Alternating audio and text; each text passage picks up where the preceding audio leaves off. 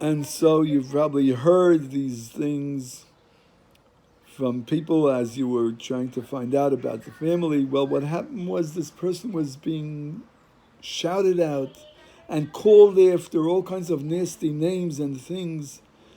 And my husband was standing there with his eyes closed, and he says, "Do you know that this person is completely innocent and pure? I wish that after 120 years, when I leave this world, I should be as pure and as holy as he, and as innocent as he is." And he is. But my dear wife, even in this world, he has nothing to worry about. Because many years after I pass away, says the Abderov, he will do a shidduch with a tzaddik hadar and a gadol b'Torah. So now I know, Rav Evel Ejatama, who you really are. Please come in. And they drank l'chaim. And the whole city found out about the story. And this man's name was cleaned. And Mazel Tov, Mazel Tov. So it is Erev Shavuos. And it is the day before the Holy Baal Shem Tov's Yortzeit. So we'll speak about how the Baal Shem Tov, how his shidduch came about. Everybody knows the Baal Shem HaKadosh was a very, very high neshama. Great tzaddikim, the Beis Aaron, the Kamarna, Ziditchayeva, Reb Tzaddik HaKohen. Everyone says about him that his neshama was a new neshama who had been here for thousands of years. What that means is that Baal Shem HaKadosh himself said that everything in the world today was here before. Every blade of grass, every animal, every person for sure. But the Baal Shem Tov himself, they said, was a new neshama. And that his neshama ran away before the sin of Adam and Eve. Very, very high soul, who came to this world to fix the world and prepare it for the ultimate truth and joy. Anyway, so as a bacha, before he got married, he was a melamed, he was a teacher of small children in elementary school, teaching Torah. And he was a hidden tzaddik. Now, in the city that he was also known as a person that would settle fights between two people, between husbands and wives, between business partners. And the beautiful thing about it, everybody knew, was that when the two parties walked out, everybody was happy. And he never took any money for it.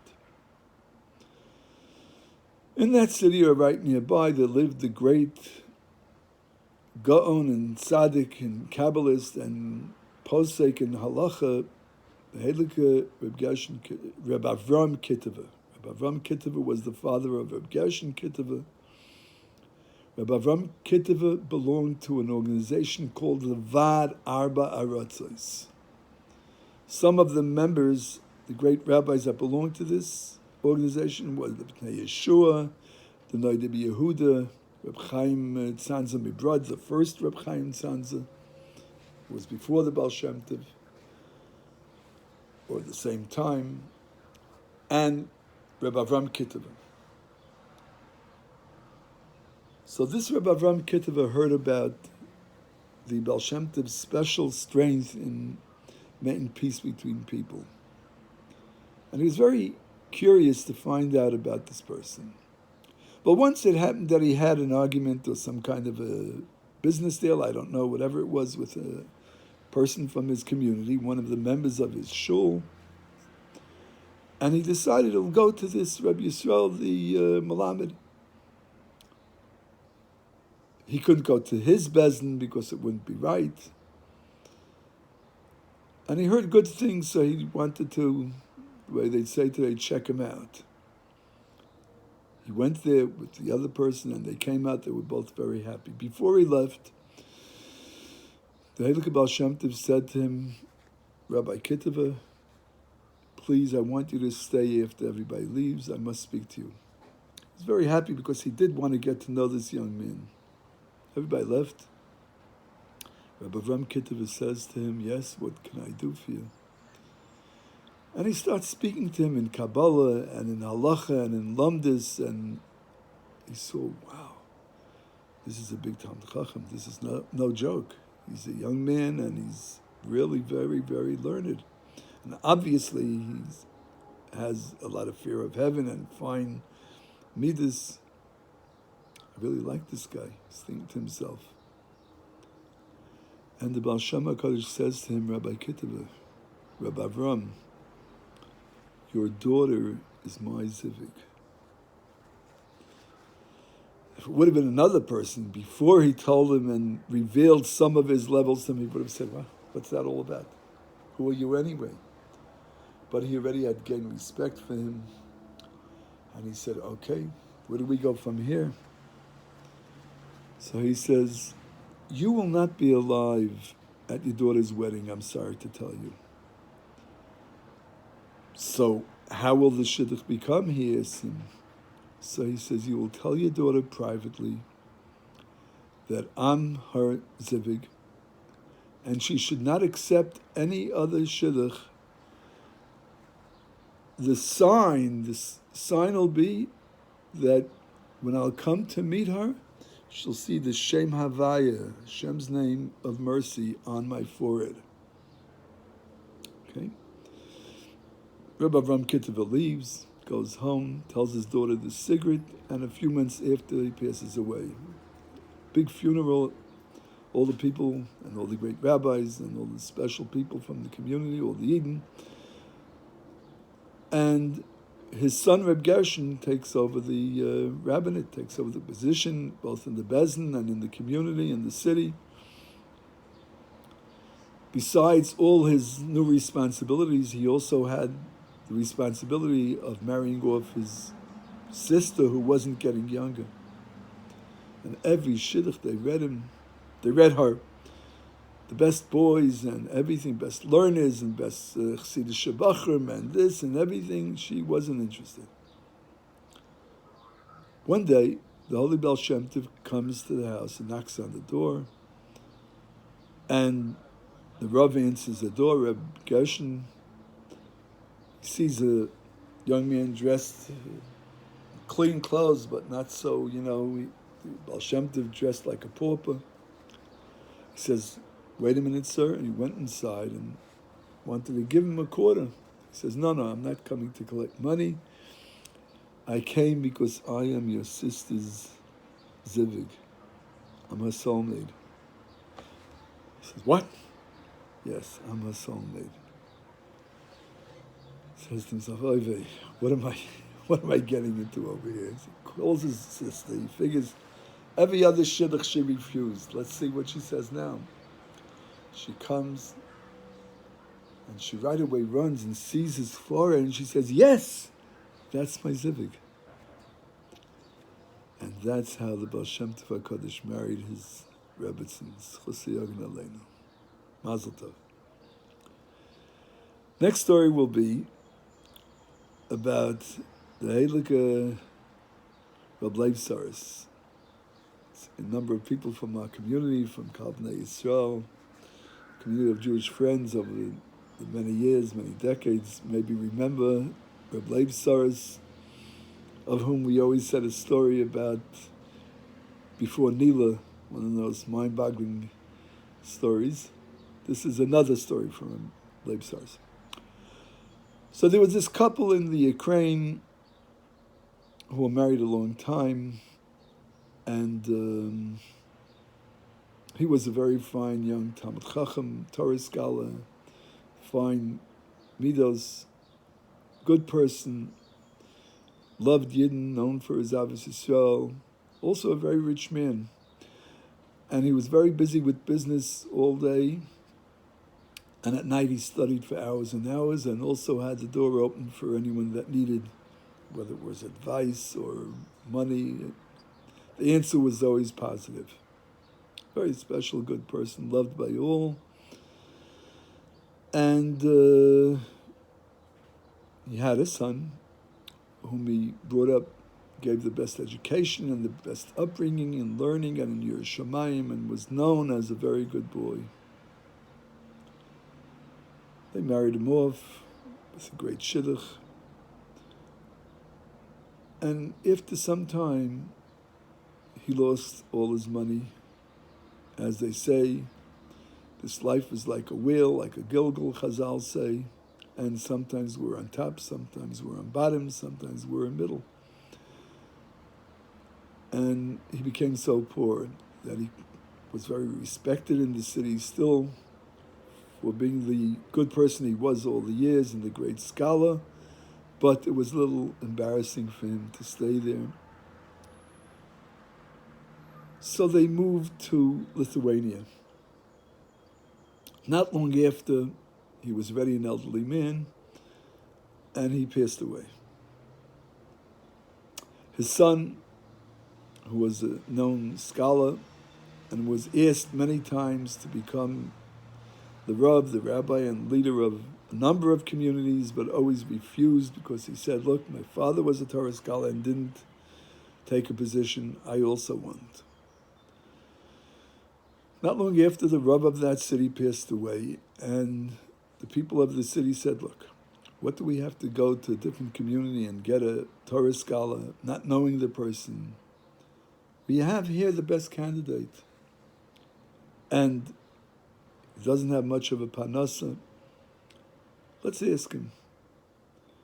And he thought to himself and he says, well, maybe it's time I should take a rabbinical position. And he took it. It was before Shavous. And he said, you know what? After Shavous, I'll take the position. Meanwhile, I'll be a private person over Yantif. And one night before Shavous, an elderly man comes into his house. He saw an elderly man. He figured maybe he needs a couple of dollars. He's about to offer him something. He says, no, I didn't come for money. I came to tell you something very important for you. And as he's looking at this person, he sees, wow, his eyes are shining, his face is shining. This is a special person. And he noticed how he spoke. This is not just anybody. He says, what I want you to do, you're going to become the Rav of the community, and you're very worthy of it. You're worthy of even bigger communities because of your great scholarship and your good character and your fear of heaven. You're a very special, good person, and your love of Israel in a very special way. But what I want you to do, this elderly person says to him, is Shavous morning, before the reading of the Ten Commandments, I want you to go to the mikveh and immerse yourself, l'shem gerus, for the sake of converting yourself to Judaism. I said, what? Yes, l'shem gerus. You don't have to tell anyone, just take 2 kosher witnesses that know how to keep a secret. And please do that. That's my message to you. And he says, what? He says, look, it's not your fault. You did nothing wrong. You're a wonderful person. Your parents were wonderful people. But yes, you have to convert l'shem gerus. Anyway, came this morning. He saw this wasn't a simple person, so he decided to listen to him. After Shavous, he started thinking, and it was bothering him for months. What's the story behind the story? Shouldn't I find out who I really am? And meanwhile, they made a big party and a big welcoming, the Rav. Everything was great. And he says to himself, you know what? I'm going to go back to the Ukraine where I come from. I remember my father once told me that he had a brother, Shimon, in a certain town. And I remember the name of the town. By now he must be an elderly person, but it's worth it. And he hired a horse and wagon, went to that town, asked around, does Shimon live here? They told him, yes, he's an elderly person. He's already in his 90s, but very wonderful person. Went to meet Uncle Shimon. and told him who he was. He says, "Wow, my brother's child, I'm so happy to see you." And they hugged and kissed. He came inside, he gave him something to eat after such a long trip. "Please, so tell me about life. What's going on?" I told him, "I'm a rabbi in a community and I'm sitting and learning, and Baruch Hashem." He said, "Yes, your father was a wonderful person." So he says, "I want to ask you, was my father my father? Do you know anything about my yichus?" And he told him the whole story about this elderly man. As soon as he said that, he said, "Yes, I know who the elderly man." That was Reb Leib Saris. As soon as he described him to him, it could only be the Halik Reb Leib Saris, who's known for his unbelievable good traits and how he helps and saves people in all kinds of situations. And I'll tell you your story.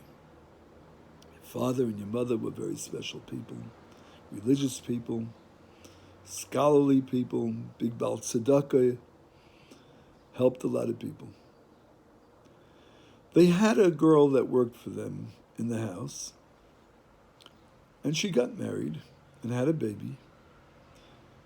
Sadly enough, not long after she got married, her husband got killed. And you are the son.